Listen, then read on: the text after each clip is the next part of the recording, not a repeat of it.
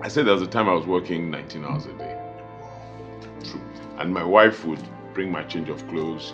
Sometimes I won't go home for 2-3 days. I'll shower in the office and I'll continue.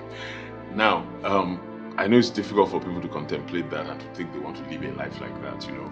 And my daughter even actually told me, Daddy, I don't want to live that kind of life. But that's what I wanted. I wanted to be a good lawyer. I wanted to be successful. And more importantly, I also wanted to build a firm that will outlive me and will sustain. That other people will be better than me in the firm and take to greater heights. So to do that, you needed to work so hard that it'll hurt. And you needed to be clear that you are not going to be greedy. You couldn't afford to do that and be greedy. And I haven't moved one day away from the practice of law. It's in my office that all other good things came. So I thank God. No, I'm happy that we're talking about this, because people will always think that you dropped from the sky, that you became Asue Ighodalo overnight, because a lot of young people, and I say this intentionally, they don't want to embrace the process. I tell people here that there's at the foot of Third Mainland Bridge, when again to my friend Bankole, we used to live in Ebutemeta. Used to live, and at the foot of, I would walk from our flat in Ebutemeta to the foot of Third Mainland to come to work at Ighodalo my first few years. Even when I was in law school, I'd jump into the Danfo first. I won't wait for the Danfo conductor to say where it's going, because if they say where it's going, by the time I finish it, the bus is full. So I'll first enter. So when he says Sangros, I know that's where I'm going. If he says he's going somewhere else, I come down. When I say that story here, people laugh at me and say, God, it's not true. Asue Ighodalo, welcome to the big week. RMD, welcome to my office. Thank you. Good place to start would be that one of the things that I swore that I wouldn't do when I was entering law school was that, I wouldn't do litigation. I don't know what if it was fear on my part, or I don't know what it was, but somehow somebody has described litigation as the mathematics of law. Did you have any of these, I actually started out life as a litigator. I wanted to be a litigator. My aspiration was to probably be a senior advocate at a very young age. And when I came back from school and I started living in Lagos, I lived with a very close friend of mine called Bankole, who was also a hardened litigator. So he really encouraged me to be a litigator. So when I started working with the law firm I worked with, Ighodalo & Co., they were a commercial law firm. They didn't have a litigation department, so to speak. But there was a Chief Idowu there who later became a senior advocate, and myself, who then started the litigation department. So I started life as a litigator. So why did you switch? What made you switch to commercial law? Tough. I got a bit fed up and irritated with the problems of our courts. If you are a young litigator and you aspire to be really good, you truly can't have weekends, because you're preparing for Monday courts. There are all these interlocutory applications on Mondays, and then you're preparing for court for the whole week. So you really don't have a life. If you really want to be good, you're always reading, you're researching. And it wasn't like now, when you can Google and you get all the answers. You had to spend time in the library.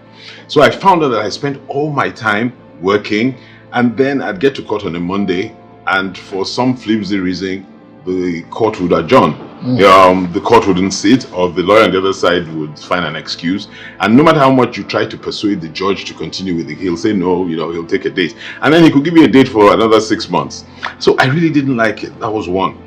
The other thing was that I got discouraged, because I also thought there wasn't as much transparency in the court system as I would have liked.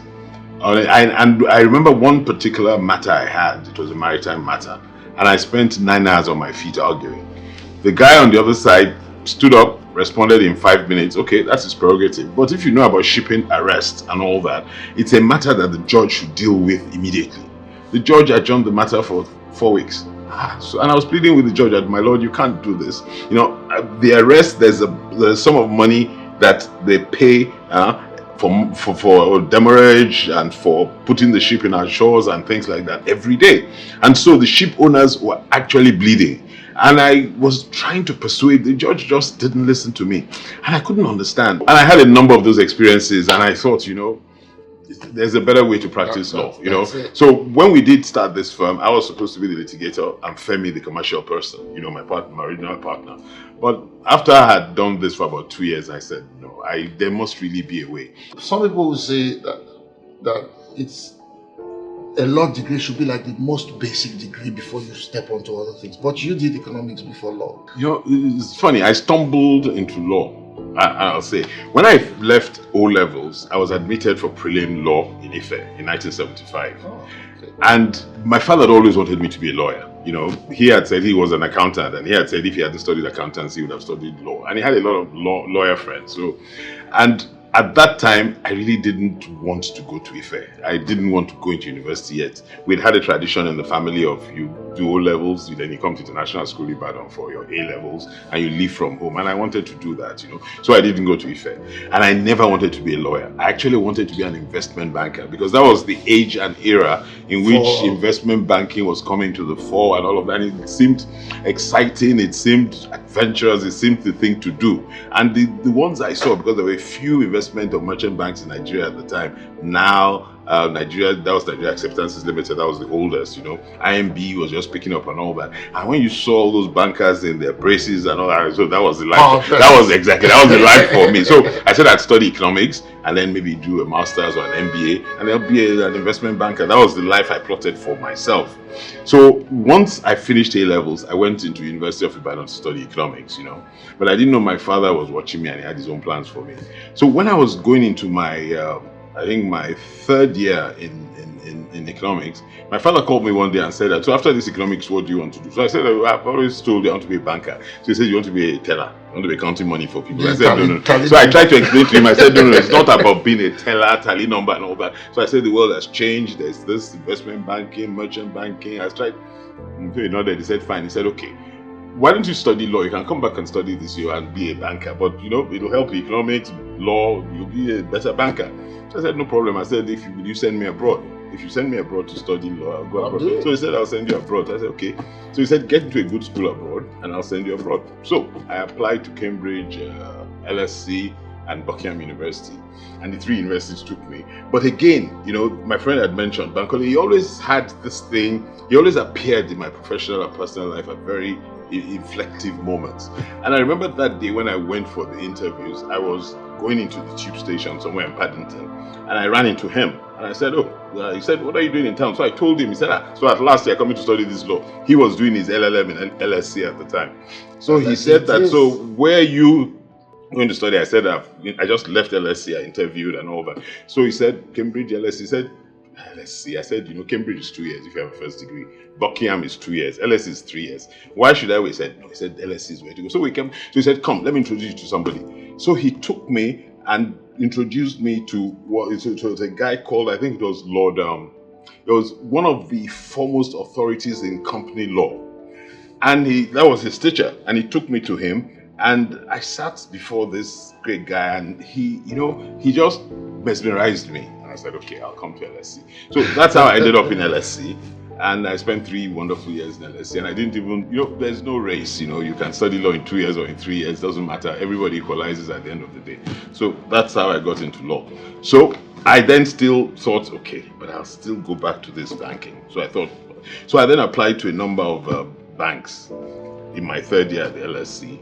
And when I came back, I told my father that, you know, I'm going to go and do this, my banking. So he said, no problem, but go to law school first. If you study law, you should go to law school. At least complete it. Then I went to law school, and that's where it changed. I have a very good friend, a guy called Tokunbo Gubanjo. His father ran Chris Ogubanjo and Co., which was the foremost corporate law firm in Nigeria at the time. So when it was time in law school for us to do law school office attachment, which is one of the programs you do in law school, I went to Tokes and I said, can I do it in your father's office? He said, he'll check. And he came back and he said, his father says it's fine. I could. So I did a 6-week office attachment there. And that's what changed my perspective. You know, the firm was open. I was exposed. Even as a law school student, I was allowed to operate as if I was already a lawyer. And I remember there was a transaction they were involved in at that time. It was a merger transaction. It was Lever Brothers and Lipton Tea, one of the first major transactions in Nigeria. And they got me involved. And I was so excited, mergers, all the kind of things you hear and watch in films and you hear about, I thought mergers and acquisition, great thing. So, and I was right in the middle of it. And more than anything, they exposed me to chairman of Liver Brothers, chairman, I just thought this is the life. Why do I want to be a banker when I can be a corporate lawyer and get exposed this way? So that was how I got into law. And so when I left law school, they themselves at least must have found me a bit useful. So they then said, when you finish, come and work with us. So that's how my life as a lawyer started. My father was so happy. But he also was slightly disappointed because he had wanted me to go to an out-and-out litigation firm. That was his own perception and concept of a lawyer, that somebody that would go to court to see your bib in your wig account. So when I then started the litigation in that law, he was so excited. I was so disappointed when I told him, Daddy, I'm not going to court again. I haven't done anything. But he was, at least we met each other halfway. That being a corporate lawyer, I think he was proud. So I think that's the thing. That perception is still very strong amongst lawyers. That you have to be an out-and-out litigator, have your bib and gown, and that's what really qualifies you as a lawyer. I mean, I get that all the time. I remember speaking at an MBA conference on intellectual property law, and somebody looked at me and said, "Oh, so you're a lawyer?" I said, "Yes, I act every day." Are you a lawyer? I'm that, now that you founded, Ighodalo, Ighodalo, yes. Do you find young lawyers who are like you when they come here, do they struggle with litigation, or you have a system where you put them through easily? Okay, litigation is a calling, in a way. It's a calling. But in our office here, we have about 4 different departments, legal departments. We have litigation, we have oil and gas, we have capital markets, securities and finance, we have IP, intellectual property, creatives, we have tech, So when young lawyers come in, and we prefer to take our lawyers straight from school, so that we imbibe them with our culture, they have our DNA. We seldom do cross engagement, except we have a gap that we need to fill. So once they come in, they do what we call rotation. They go through all the practice groups, all the practice groups. And then in that period, in their first year, we also tell them as they start that, we're going to be a bit demanding and we have specific cutoffs. Those of you that make the cutoffs will retain you. Those are if you want to be retained. And we then ask them, after they've gone through the practice groups, what they prefer, what they liked. The seniors in those groups too would have assessed them and would have seen the kind of flair. So we have a meeting of the partners. We look at each of them, and then we decide that we think this person has a flair for that area. But we also talk to the person and we say, what do you think? This is what we think. What do you think? Some agree and go straight there. Some don't agree and say this is what they prefer. So we leave it like that. So most of the people that go into litigation coming, they spend a few weeks or a few months in the litigation department. They like it, and so they want to stay there. So for me, you look like you're living your dream. You have your economics, your banking thing, going, and you're the chairman of Sterling Bank now, and you're running Barr.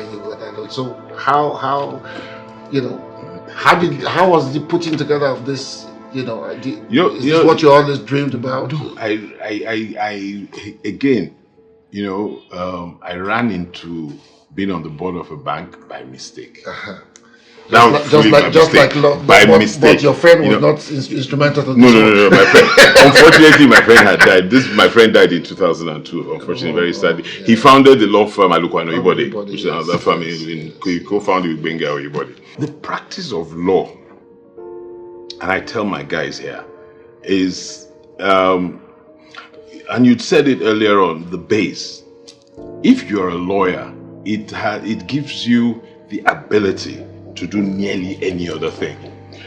If you practice law properly, the exposure, the breadth of knowledge to be a good lawyer, the people you come into contact with, it gives you massive exposure.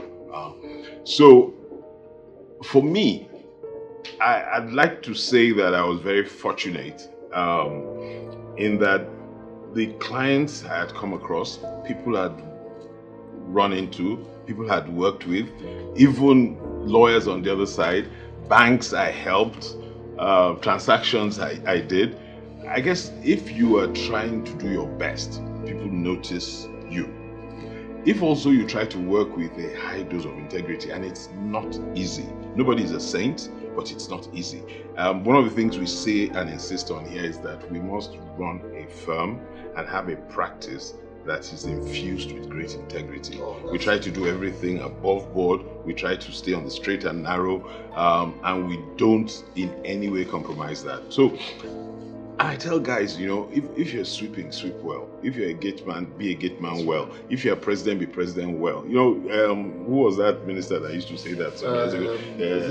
Jerry Ghana, yes, Yes, So, yes. And it's true. So people notice you. So I have been very fortunate to be invited to join very, very strong boards of big multinationals, small companies, NGOs, I've never ever lobbied, asked by way of investment. People just came to me and said, oh, we interacted with you, there's a position on our board, there's a gap that needs to be filled, we think you can fill it. So that's how I became a member of the board of Sterling Bank. I was approached and they said that they'd like me to join the board, but there was a gap on the board they felt like I could fill. That's how at the time, I wasn't an investor in the bank. I became an investor in the bank after I joined the board. So it's not that I planned it. So that's the answer to your question. I didn't plan it. If you could start all over again, what would you do differently? As a lawyer? As Asue Ighodalo. That is what would I do differently? I probably would have gone to study law straight from school. My economics foundation has been great for me as a corporate lawyer, has been really great, but I probably would have studied law first and then done a commercial postgraduate degree and then practiced law. You said earlier that you wanted to be an investment banker. A sign at the very end. I wanted to be a litigator, So if the environment permitted, yes, I would have been a litigator. I think there's scope for brilliant litigators. When I first started practice, I used to be enamored by. I used to watch Harry Lardner, Chioke Ajayi, Chief Efari Williams. Their ability to think on their feet. The way they analyzed and argued, So I really looked forward, and when I was young, there was this legal series, Perry Mason. That was one of my favorite TV shows, Perry Mason, and I loved it. And so at the back of my mind, I used to see lawyers like Perry Mason, and things like that. But it doesn't work in real life like that. But in all honesty, I thought, and even my friend that passed away, Bankole Aluko, was a great litigator. I learned a lot from him as a litigator. He became a senior advocate at a very young age, and unfortunately he passed on. But honestly, so if you're asking if I would have stayed as a litigator, yes, if the enabling environment was different, I probably would have been a litigator. But I'm a restless spirit. So I would have then tried to do other things along the way too with being a litigator. With the way they do, because how you become a senior advocate, you have to. It is skewed towards being out and out. A litigator, it's really for litigators, and then now they've made provision for academics, and all of that. But yeah. So are they going to make provision for corporate lawyers? There were a few corporate lawyers who have voiced it, but for me, it doesn't really matter. For me, the important thing is for people to know your capacity and your ability. Whether you have a title behind it or not is immaterial. That's my view. And so I'm not one of those that advocate that corporate lawyers or solicitors should then also now start having access to senior, because the title is Senior Advocate of Nigeria. Yeah. It's an advocacy title. Come to think that's what it is, so I don't see any reason why, if you don't go that route, you then want to take that benefit. For me, and it's not a problem. But, amongst senior advocates, we know the senior advocates that we believe are the stronger senior advocates, let me use that word. And among corporate lawyers, we know the corporate lawyers that are the stronger corporate lawyers, and it's the same thing. I believe that the corporate lawyers that are good corporate lawyers are as well respected as senior advocates, yes. Without having title behind their names. So for me, it's not a pro. I don't. It doesn't matter much to me. If I want to be a senior advocate, my route will be I'll go back to litigation. I'll start again from scratch, and I know that it will probably take me a 3-4 year period, but I don't have that time now. I'm into too many things. I'm involved in my corporate work. I'm involved in my other work outside corporate work. So I'll really have to give up everything to go back to, because I cannot aspire to be a senior advocate without being one of the best advocates in the country. That's me.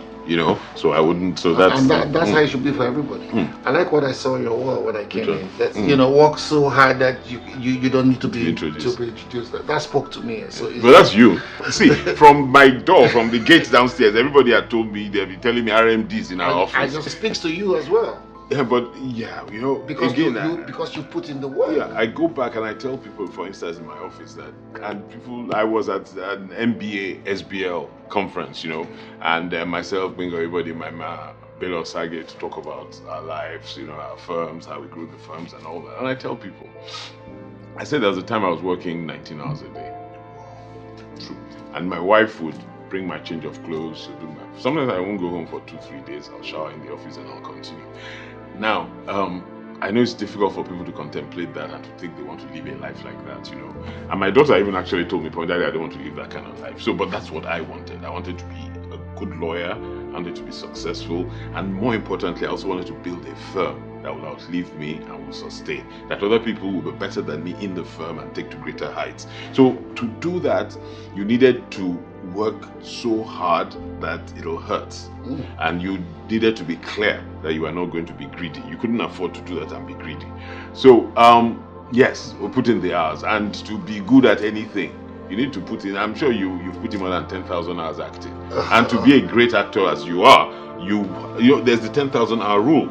To be great, you need to have done. There are days where we do 18 hours. There are days where we do 24 hours into the next day. The year. And let me tell you something. There's no truly successful man or woman person. There's no truly successful person that hasn't put in the hours. None. It's not possible. People, and I were talking about hammer earlier on, people think that, you can just jump into something. You can't just jump into anything. And I keep telling people, you have to keep on practicing and practice. You look at tennis stars, football sports stars. I can imagine the amount of hours you've put into this thing, from when you were in school till today, and people will say, oh, RMD, okay. They think it's just, you just stumbled into becoming a star. It doesn't. And I tell people, you want to be a great lawyer, you have to put in the hours. Particularly in your younger days as a lawyer. When you start your first 5, 6, 7 years as a lawyer, you really will work until it hurts. It's as simple as that. And then it pays. You may not see a lot of reward at the very beginning, the first few years, but my God, if you've worked hard and you've worked well, you've worked with integrity and you build trust and relationships, there's no way. I tell people all the time, I sit in my office and people ask me to come and do things, come and invest, come and sit on our board, come and do the, people ask me. It's your body of work. Yeah, people ask me and look at what you've done over time. And when people want difficult things solved, when people want a trust situation, and you are exposed to opportunities and things happen for you. And I tell people, okay, I thank God I'm okay, I can make my bills. I'm not fantastically wealthy, but I can meet my bills. And what more do you want? I can do whatever it is I want to do within reason. What more do you want? And I haven't moved one day away from the practice of law. It's in my office that all other good things came. So I thank God. No, I'm happy that we're talking about this, because people will always think that you dropped from the sky, that you became Asue Ighodalo overnight, because a lot of young people, and I say this intentionally, they don't want to embrace the process. I tell people here that there's at the foot of Third Mainland Bridge, again to my friend Banko, we used to live in Ebute Metta. And at the foot of, I would walk from our flat in Ebute Metta to the foot of Third Mainland to come to work at Kutokubajo my first few years. Even when I was in law school, I'd jump into the Danfo first I won't wait for the damn full conductor to say where it's going. Because if they say where there's going, by the time he finishes, the bus is full. So I'll first enter. So when he says Sangros, I know that's where I'm going. If he says he's going somewhere else, I come down. You know, when I say that story here, people laugh at me and say, God, it's not true.